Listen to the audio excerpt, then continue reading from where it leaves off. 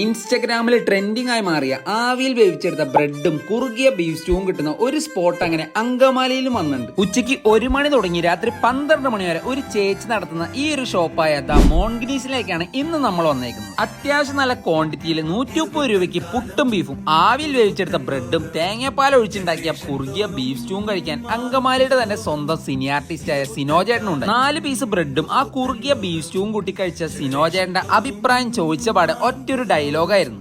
ഈ ബ്രെഡും സ്റ്റൂം നമ്മുടെ അങ്കമാലിന്റെ റയറാ. പണ്ട് നമ്മുടെ വീട്ടിലെ അമ്മച്ചിമാരൊക്കെ ഉണ്ടാക്കി തന്നെ ഒരു മൂടാ. അടിപൊളി.